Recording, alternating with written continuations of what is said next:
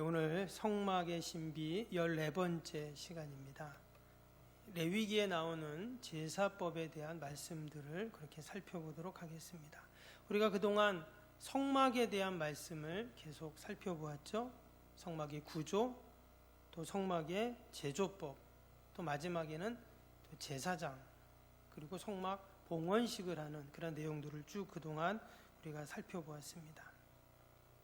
성막이 오늘날 우리 성도들에게 주는 너무나 귀한 영적인 교훈들이 많이 있었습니다. 오늘부터는 이제 레위기에 나오는 제사법에 대한 말씀을 살펴보고 함께 은혜를 나누겠습니다. 모세가 40일 동안 시내산에 있으면서 하나님께 받은 것이 세 가지가 있죠. 첫 번째는 뭡니까? 십계명을 받았잖아요. 두 번째는 성막을 제조하는 것들을 받았습니다. 그 내용이 이제 그동안 우리가 계속 보았던 출애굽기까지 이제 말씀이죠. 그리고 이제 이 세 번째가 오늘 레위기에서부터 나오는 바로 율법들입니다. 레위기는 이스라엘 백성들이 광야 40년 동안 이제 광야를 지나야 되잖아요. 이제 광야를 지나는 동안 어떻게 그들이 살아야 되는가에 대한 율법을 이제 가르쳐 주십니다. 그래서 이것을 쉬운 말로 하면 광야 생활의 매뉴얼이다, 이렇게 우리가 이해할 수가 있어요. 그동안 이스라엘 백성들이 어디 있었습니까? 430년 동안 애굽에서 종살이를 했잖아요. 근데 그 애굽의 종살이에 했던 그 모습으로 하나님의 약속의 땅에 들어가서 살 수 없다는 거예요. 이제 자유인이 됐잖아요. 종이 아니라 자유인이 됐기 때문에 이제 자유인의 그러한 삶을 살아야 되는데 한 번도 자유인으로 살아보지 않았기 때문에 그들이 어떻게 살지를 모릅니다. 그래서 하나님께서는 특별하게 40년이라는 그 광야 생활을 통해서 그들을 자유인으로서 살 수 있는 그러한 훈련을 이제 광야에서 하고 이제 가나안에 들어가는 것이죠. 그러니까 하나님의 이런 놀라운 섭리가 그 안에 다 담겨 있습니다. 그러면 그 40년 동안 어떻게 훈련을 했는가? 그게 바로 이 레위기에 기록이 되어 있다는 것입니다. 그래서 어떤 분들은 레위기를 성경을 읽을 때 참 레위기는 읽기가 어렵다, 이런 얘기들을 하십니다. 또 지겹다, 이런 얘기를 하는데 아마 그것은 지금 우리 현대인의 삶과는 조금 동떨어져 있기 때문에 이제 그럴 수도 있는데, 실제로는 사실 이 레위기는 구약 성경의 중심입니다. 그래서 이 레위기를 통해서 이제 구약의 모든 말씀들을 풀고 해석하는 이제 그런 분들도 계세요. 그만큼 레위기가 중요하다 하는 것이고요. 근데 그 중요한 레위기 가운데 가장 첫 번째 나오는 내용이 뭡니까? 제사법이라는 거예요. 그래서 1장, 2장, 3장, 4장, 5장 쭉 제사법에 대한 얘기가 나오거든요. 이것은 한편으로 광야를 지나는데 가장 중요한 거, 가장 첫 번째 되는 게 뭐라는 거예요? 제사라는 거예요. 동일하게 여러분, 광야 같은 세상을 사는 우리가 이 땅에서 가장 중요하고 첫 번째 돼야 될 게 뭘까요? 예배인 것이죠. 그래서 우리가 이 레위기를 읽을 때 우리의 예배를 다시 한번 돌아보고 또한 점검하는 그런 시간이 될 수 있기를 바랍니다. 우리가 출애굽기에서 성막을 함께 말씀을 살펴보고 할 때도 그랬지만, 여러분, 성막은 누구와 관련이 있다 그랬습니까? 예수님과 관련이 있다 그랬죠. 근데 이 제사법도 마찬가지입니다. 이 제사와 관련된 모든 것은 결국 지금 예수 그리스도를 이제 상징하고 또한 주님의 십자가를 상징한다라는 것입니다. 우리는 구약의 제사를 안 드리죠. 유대인들이나 유대교인들이나 구약의 제사법대로 하지, 우리는 구약의 제사와는 상관이 없죠. 근데 왜 우리가 구약의 제사를 알아야 되는가? 그것은 바로 결국은 그것이 예수 그리스도를 예표하는 것이기 때문에 우리가 이것을 알아야 된다 하는 것입니다. 구약의 제사나 또 신약의 예배나 근본적으로 여러분, 모든 예배와 제사는 뭐예요? 하나님을 만나기 위한 것이죠. 그리고 이제 구약의 제사는 이제 예배의 원형이거든요. 그래서 결국은 하나님을 만나기 위한 방법, 만나기 위한 그 과정이 바로 예배입니다. 근데 지난번에도 그런 말씀 드렸지만 하나님은 누구는 안 만나신다고 했죠? 죄인은 안 만나 주신다 했잖아요. 거룩하신 하나님은 절대 죄인을 만날 수가 없어요. 마치 강력한 서치라이터, 그 밤에 차가 지나갈 때 여러분 나방이 오면 어떻게 돼요? 그냥 타 죽어버리잖아요. 그 강렬한 비대. 그래서 거룩한 하나님 앞에 죄인은 설 수가 없는 겁니다. 이사야도 그랬고 예레미야도 그랬고 모세도 그렇고 하나님을 만나면 나는 화로다 죽겠다 다 그랬잖아요. 왜? 죄된 인간이 하나님을 만날 수 없기 때문이에요. 그러면 하나님과 인간은 영원히 만날 수 없냐? 그래서 하나님께서 하나님을 만나는 방법을 만들어 주셨는데 그게 뭐예요? 제사법이라는 거예요. 이 제사를 통해서 하나님이 우리를 만나 주신다라는 것입니다. 말씀드린 것처럼 이 레위기의 제사는 뭐라고요? 지금의 예배의 원형입니다. 그래서 그리고 더 나아가서는 예수님을 이제 예표하고 있거든요. 그래서 우리가 이전에 성막도 잘 알아야 되지만 구약의 제사법도 우리가 잘 알아야 할 줄로 믿습니다. 레위기에 나오는 제사는 총 5가지입니다. 우리가 아는 것인데요. 첫 번째 뭐가 있을까요? 오늘 함께 나눌 번제가 있습니다. 두 번째는 소제가 있고요. 여러분 나눠드린 거 보면 더 좋겠네요. 혹시 없는 분은 좀 뒤에 있거든요. 이 프린터물을 이렇게 참고하셔서 그렇게 이제 보시면은 됩니다. 그래서 구약의 레위기에 5가지의 제사법이 나오는데 번제, 소제, 화목제, 속제제, 속건제 이렇게 5가지의 제사법이 나옵니다. 그리고 뒤에 넘겨보시면 또 화제, 요제, 거제, 전제 이런 게 나와요. 이것은 뭐냐면 이제 제사를 드리는 방법입니다. 간단하게 말씀드리면 화제는 불태워서 이렇게 드리는 거죠. 그 다음에 요제, 흔든다 이런 뜻이고요. 거제, 높이 쳐든다. 전제는 포도주나 독주를 붓는다. 이제 이런 방법으로 제사를 드리는 겁니다. 그래서 이게 뭔가 헷갈릴 때도 있어요. 그냥 레위기를 그냥 읽으면. 근데 5가지의 제사법과 4가지의 방법으로 이제 구약에서는 이처럼 제사를 드렸다라고 이해를 하시면 됩니다. 오늘 첫 번째로 이제 번제에 대한 말씀을 같이 나누려고 하는데요. 오늘 레위기 1장에 이렇게 나오는데 1장에도 나오고 6장에도 나옵니다. 그래서 아니 1장에 나왔으면 되지 6장 왜 나오지 또 이러는데 1장 일단 나오고 6장이 또 보충을 해요. 여러분 우리가 성막 말씀도 그랬죠. 출애굽기 보면 앞에 나왔는데 뒤에 또 나와요. 보면은 앞의 내용도 좀 반복은 되지만 뒷부분에 다시 한번 이렇게 또 보충을 하는 이제 그런 내용들로 구성이 되어 있습니다. 이 번제를 통해서 우리가 이 제사법을 통해서 우리가 알 수 있는 것, 또 우리에게 주시는 교훈이 무엇인가 오늘 몇 가지 살펴보려고 하는데요. 이 제사법에 대한 구체적인 내용을 하나하나 여러분들에게 이제 설명드리진 않습니다. 왜냐? 우리가 그 구약의 제사법으로 우리가 제사를 드린다면 하나하나 다 알아야 되겠죠. 근데 우리는 그것을 지금 배우려는 것이 아니라 말씀드린 것처럼 이 제사법은 누구를 예표한다고요? 예수님을 예표하기 때문입니다. 그리고 지금 우리의 예배의 원형이기 때문에 그 원리를 우리가 이제 살펴보는 것이지 우리가 그 방법을 알아서 그렇게 드릴 게 아니기 때문에 그거 하나하나 다 얘기하면 번제로만 몇 시간을 해야 되겠죠. 먼저 오늘 번제에 대한 말씀을 잠깐 살펴보면 오늘 레위기 1장에 보면 가장 많이 나오는 단어가 있는데요. 그것이 뭐냐면 여호와께, 여호와 앞에서 이런 뜻입니다. 이런 단어입니다. 그래서 오늘도 말씀해 보면 군데군데 여호와에게, 여호와 앞에서 이제 이런 단어들이 나와요. 5절에 한번 보세요.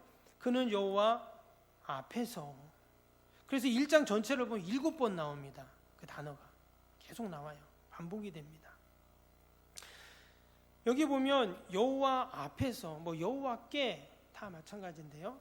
여기 보면 예배의 예배가 지금 어디로 향하고 있는가를 지금 얘기하는 거예요. 어디를 향한다고요? 여호와께, 여호와 앞에서.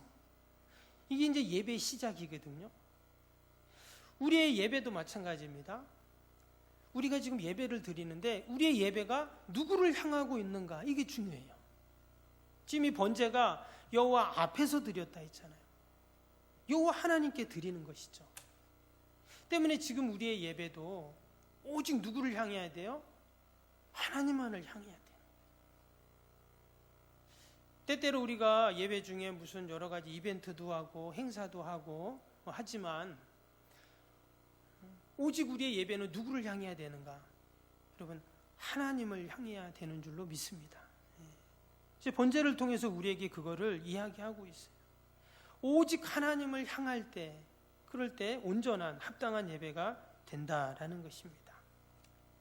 그리고 또 한 가지는 예배 시간과 장소를 구별해야 된다는 이야기를 하는데요. 지금 예배를 어디서 드렸습니까? 3절을 보시면 3절에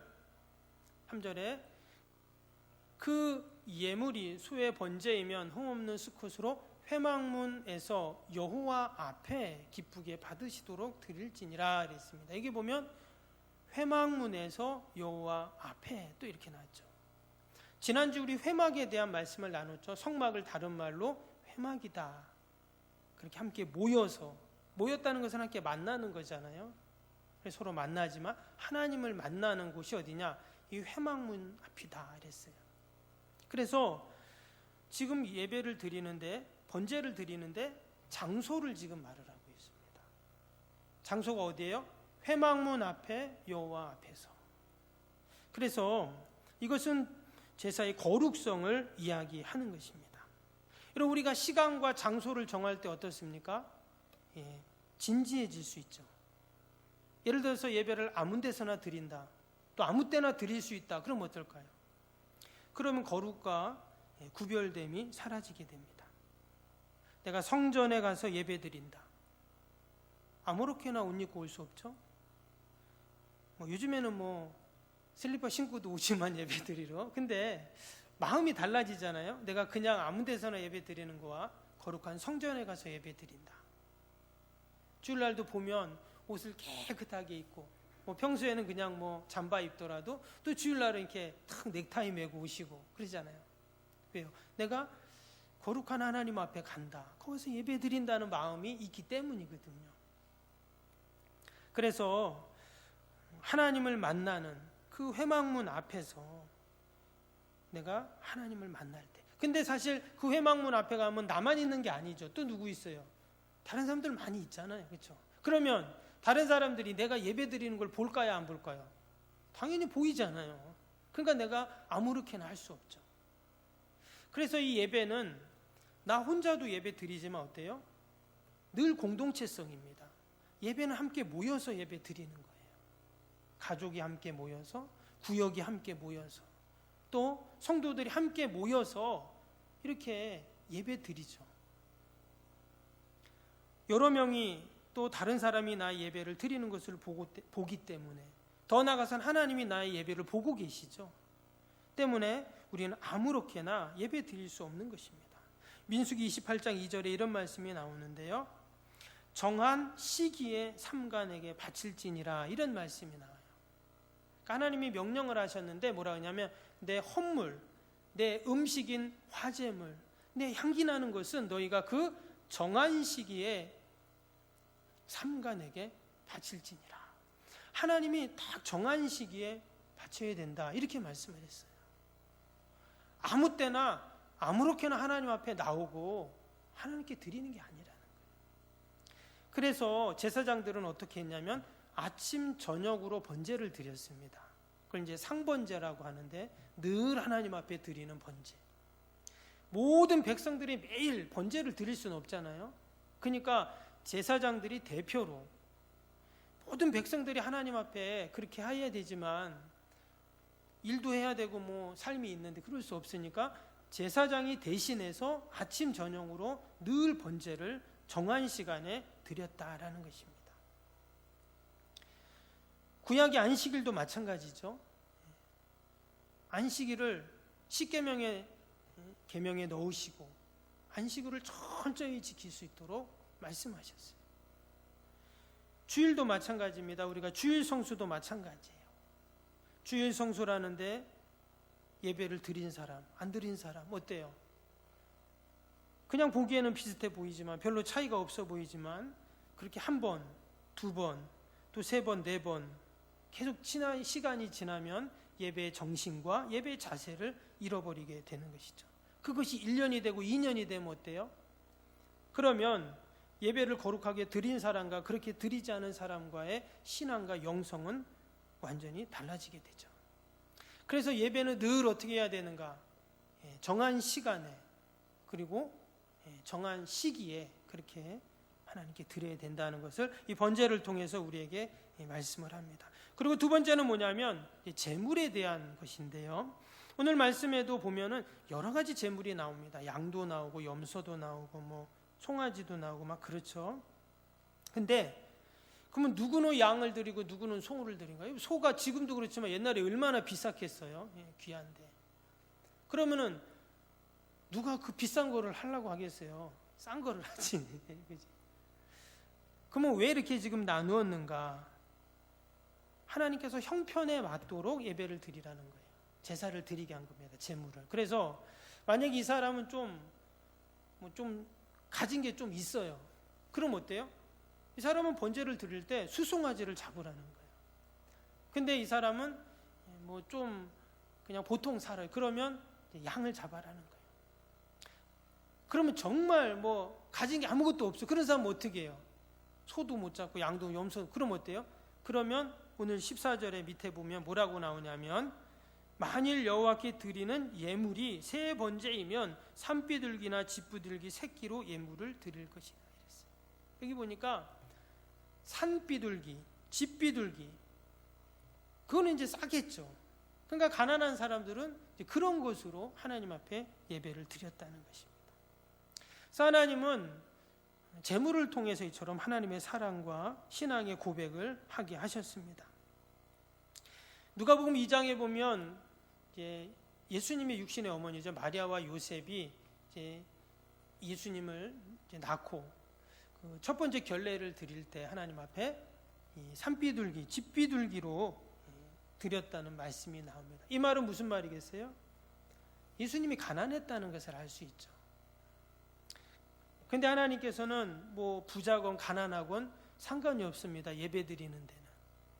그의 마음과 신앙의 고백을 갖고 나아가면 되는 거예요. 만약에 소를 드릴 수 있는 사람이 만약에 비둘기를 드리면 어떨까요? 그건 안 맞겠죠. 그건 온전한 예배라고 할 수가 없습니다.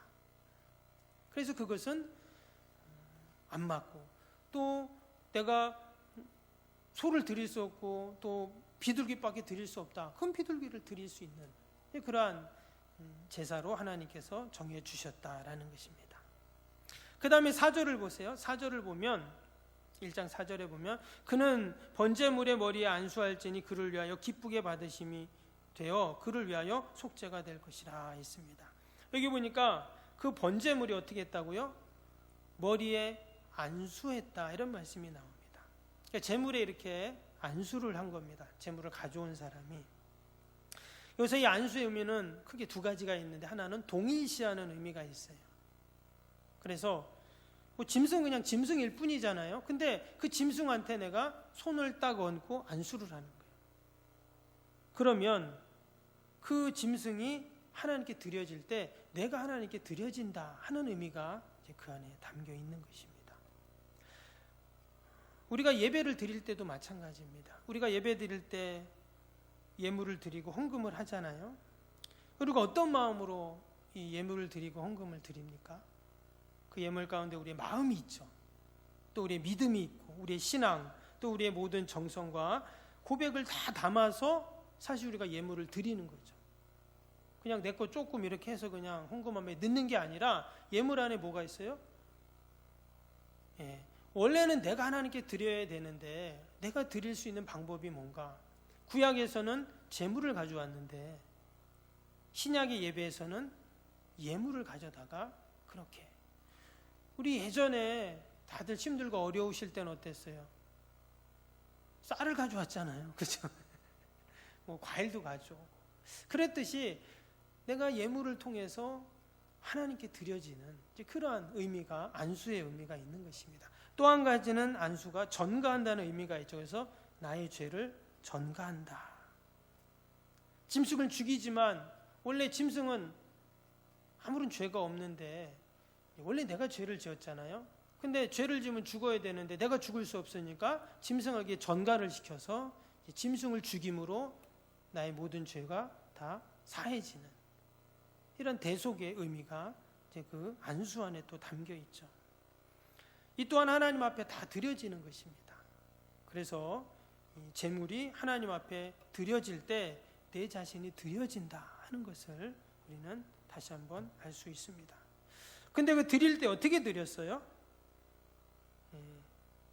드릴 때 구절을 보겠습니다. 밑에 구절에 보시면 그 내장과 정강이를 물로 씻을 것이요 제사장은 그 전부를 제단 위에 불사라 번제를 드릴지니 이는 화제라 여호와께 향기로운 냄새니라.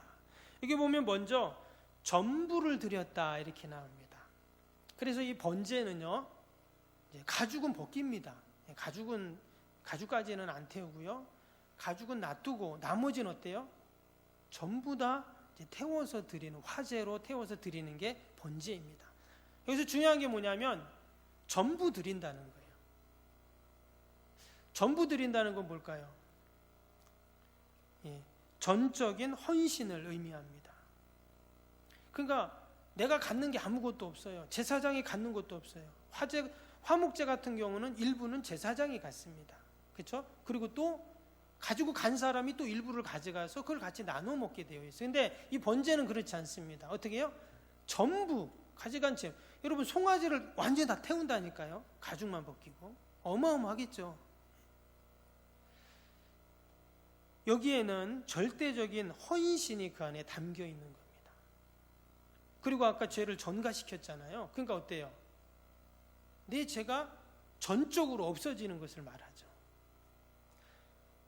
그래서 우리는 이 번제를 보면서 우리가 하나님 앞에 드려질 때, 내가 하나님께 예배를 드릴 때 나의 전적인 헌신이 예배 가운데 있어야 된다는 거예요. 예물을 드릴 때도 어때요? 그냥 내 거 조금 이렇게 이 정도 드리면 되겠지, 이게 아니라 어떻게 해요?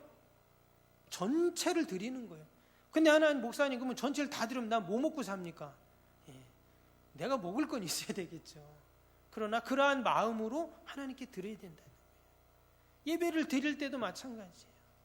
우리가 1시간 예배 아니면 몇 분 예배를 드리는데 그 시간에 어떻게 해요? 전부 내가 하나님께, 하나님을 향해서 하나님 앞에서 드리는 그런 예배가 되어야 한다는 것이다 하는 것을 이 번제를 통해서 우리에게 말씀하고 있습니다. 그래서 6장에 보면은 6장 12절에 보면 거기에 보면 제단 위에 불을 항상 피워 꺼지지 않게 해라 이런 말씀이 나와요. 지금 성막과 이제 성전도 마찬가지지만 이제 들어가면 제단이 있잖아요, 맨 앞에. 근데 그 불이 어떻다고요? 항상 꺼지지 않게 있으라는 거예요. 그러면 여러분 제단 위에 항상 불이 있다는 말은 뭡니까? 항상 제물이 드려지는 거예요. 꺼지지 말고. 이 또한 늘 지속적인 헌신과 또 결단을 또 이야기하는 것이죠. 끊임없이 변함없는 헌신으로 하나님께 드려지는 번제를 이야기하는 것입니다. 여러분 지금 우리의 번제의 불은 어떻습니까? 혹시 꺼져 있진 않은가? 하나님은 늘 번제물이 꺼져 있지 않도록 항상 피워놓으라고 말씀합니다. 우리의 지속적인 하나님 앞에서의 헌신, 또 그러한 결단, 또 하나님을 향한 그러한 믿음이 그러면 늘 우리에게 있어야 할 줄로 믿습니다. 번제를 통해서 우리에게 이러한 귀한 교훈을 주는데요. 근데 말씀드린 것처럼 모든 제사가 마찬가지지만 번제도 결국 누구를 상징한다고요? 예수님을 상징합니다. 그래서 우리가 이 번제 안에, 모든 제사법 안에 담겨 있는 예수님을 우리가 이제 발견을 해야 되는데요. 오늘 3절 다시 한번 봅니다. 3절 보면 그 예물이 소의 번제이면 흠없는 수컷으로 회막문 문에서 여호와 앞에 기쁘게 받으시도록 드릴지니라 이랬습니다. 여기 보면 흠없는 수컷으로 드려라 이렇게 이제 얘기를 했어요. 뭐 다른 소나 다른 염소나 양도 마찬가지인데요. 다 어떻게 해요? 흠없는 것으로 드리라 이렇게 말씀했습니다.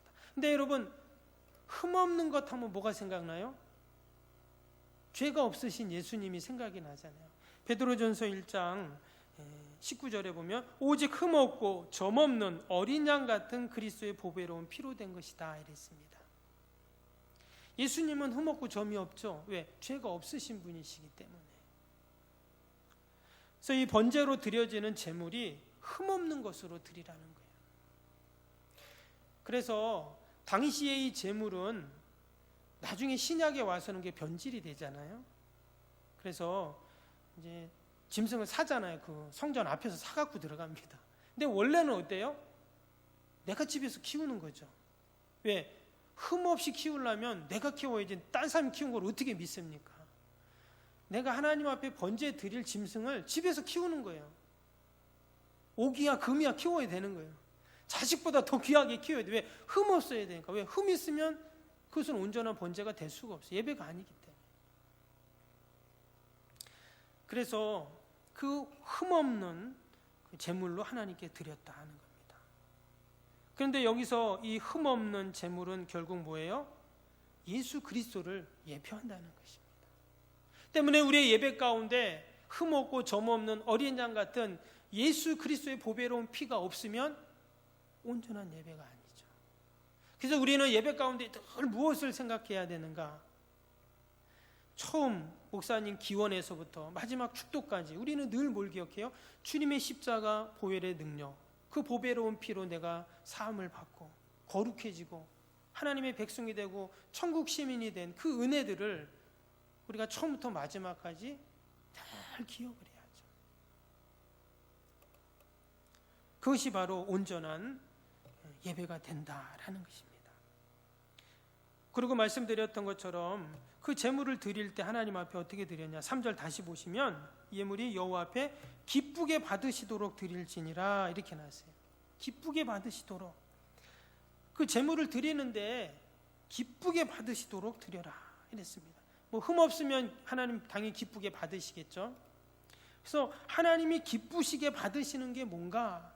영어 성경에 보면은요, 발렌터리 윌이라고 되어 있어요. 이게 무슨 뜻이냐면 자원적인 의지로 드려라. 그러니까 하나님이 기쁘시게 받도록 드리는 것이 내가 자원하는 마음으로 하나님 앞에 드리는 거예요. 그래서 우리의 예배가 어떤 예배인가? 억지로 드리는 예배가 되어서는 안 된다. 때로는 우리가 교육적인 측면에서는 자녀들을 데리고 억지로 교회에 올 수도 있어요. 또 믿음이 연약한 자들은 겉면에서 억지로라도 예배당에 예배 현장에 데리고 와서 함께 예배 드릴 수 있습니다. 그것이 잘못됐다는 말은 아닙니다. 맞아요. 그러나 예배의 본질은 뭐냐? 자원하는 예배가 되어야 된다. 하나님이 내 죄를 사하시고 내가 죄사함 받고 구원받고 하나님 백성 된 것이 너무나 감사하고 귀해서 어때요? 그래서 예배를 드리는 거거든요. 그래서 하나님 나 같은 죄인을 이처럼 하나님 받아주시고 또 나를 이처럼 귀히 여겨주시고 늘 하나님의 은혜로 함께 하시는 그 은혜, 하나님 자녀 삼아주신 거 너무 감사합니다 하는 그러한 마음으로, 내가 자원하는 마음으로 예배 자리에 오는 것이죠. 그럴 때 이 예배가 거룩한 예배가 되고 정말 하나님을 만나는 예배가 되고 기쁜 예배가 되고, 할렐루야. 늘 저와 여러분은 하나님 앞에 여러분 자원하는 예배가 될 수 있기를 바랍니다. 여러분들도 그러겠지만 여러분 목회자는요 사실 형식적으로 예배 드릴 확률이 많습니다. 왜냐? 늘 예배 자리 오잖아요. 혹이라 피곤해서 오늘 좀 쉬고 싶은데 그래도 와야 돼요. 여러분 제가 안 오면 어떡하겠습니까? 예배 드릴 수가 없잖아요. 그냥 앉아서 기도하고 가실 수는 있겠지만 예배를 제가 인도를 해야 되기 때문에. 그래서 저는 형식적으로 예배 드릴 그럴 소지가 많이 있어요. 그래서 저는 늘 기도합니다. 하나님, 내가 형식적으로 예배 드리지 않도록, 정말 내가 예수님 처음 만났을 때, 인격적으로 만났을 때 그 감격과 기쁨을 늘 잃지 않도록 그렇게 하나님 도와주세요. 저 그렇게 기도합니다. 근데 그것은 저뿐만이 아니라 여러분들도 다 마찬가지죠. 우리 예배가 늘 처음 예배 같고 또 마지막 예배 같은, 여러분 그런 예배가 될 때 예배가 감격이 있고 예배가 은혜가 있고, 할렐루야. 여러분 오늘 이 예배가 마지막일 수도 있어요. 늘 그런 마음을 우리가 갖고 예배 드려야 됩니다. 이게 이 땅에서 마지막 예배일 수 있다. 하나님 나라 가면 어때요? 거기 가면 또 천상 예배를 드리겠죠. 정확히 알 수는 없지만 아무튼 거기 가면 또 천상 예배를 드릴 텐데, 이 땅에 있을 동안 내가 하나님 앞에 이게 마지막 예배다 하는 마음을 갖고 여러분 늘 예배 자리에 있는 저와 여러분이 될 수 있기를 바랍니다. 그리고 번제의 가장 중요한 것 중에 하나는 뭐냐면 속죄죠. 그래서 4절 말씀 다시 보시면, 그는 번제물의 머리에 안수할지니 그를 위하여 기쁘게 받으심이 되어 그를 위하여 속죄가 될 것이라. 결국 번제는 속죄입니다. 속죄를 위해서 그 제물을 다 태우면 그 죄도 다 타서 없어지는. 그러면 속죄는 바로 예수님의 십자가잖아요. 십자가가 아니고서는 우리의 죄사함을 받을 길이 없는데, 때문에 이 번제는 십자가를 가장 정확하게 보여주는 그러한 제사입니다. 저와 여러분이 늘 우리의 예배 현장에서 주님의 십자가를 기억하고 그 대속의 은총에 감사하면서 우리가 늘 예배 드릴 수 있기를 바랍니다. 마지막 8절 9절 한 번만 볼까요? 마지막 9절에 보시면 이런 말씀이 나오죠. 9절 보시면, 그 내장과 정강이를 물로 씻을 것이 제사장 그 전부를 제단 위에서 불살라 번제를 드릴지는 이는 화제라 여호와께 향기로운 냄새니라 이랬어요. 여기 보면 이제 내장을 이제 다 살덩이도 태우지만 내장도 꺼내서 따로 태우라고 했는데, 태우는데 그걸 뭐라 그랬냐면 여호와께 향기로운 냄새니라 그랬어요. 여러분 내장을 태우면 어떤 냄새가 날까요? 곱창집 앞에 가시면 압니다. 곱창집 앞에 가면은 그 냄새예요. 고기 타는 냄새. 근데 그게 향기로운 냄새인가 이런 생각이 들어요. 근데 이게 하나님께는 향기로운 냄새라 그랬어요. 영어 성경에는 뭐라고 나냐면 아로마라고 되어 있어요. 아로마 향기 있잖아요. 아로마가 얼마나 그 향기롭습니까? 허브향. 근데 그렇게 써놨어요. 근데 실제로 우리가 곱창집 앞에 가서 냄새 맡아보면 사실 고기 타는 냄새잖아요. 이게 왜 향기로운 냄새인가? 하나님께서 그 번제에 마음을 받으신다는 거죠. 당연히 고기 타는 냄새가 얼마나 독합니까? 집에서 삼겹살만 구워 먹어보세요. 막 온 집안에 삼겹살 냄새 가득하잖아요. 동네까지 막 그냥 다 나는데. 근데 하나님께서는 그 고기 타는 냄새를 향기로운 냄새로 받으신다는 거예요. 우리의 번제를 하나님 앞에 헌신하고 결단하고 전부를 드려 하나님께 드릴 때 하나님은 그것을 향기로운 냄새로 받으신다는 거예요. 하나님이 우리의 예배를 기뻐 받으신다는 거예요. 여러분 우리가 늘 하나님 앞에 예배 자리에 설 때 여러분 번제를 생각할 수 있기를 바랍니다. 하나님 내가 구약에 번제를 드리는 것처럼 내가 하나님께 그렇게 예배 드리게 해주세요. 그러면 하나님은 우리의 예배를 향기로운 냄새로 기쁘게 받으신다는 거예요. 우리가 이 번제를 통해서 다시 한번 하나님이 기뻐하시는 예배자가 되는 저와 여러분이 되시기를 주님의 이름으로 축복합니다.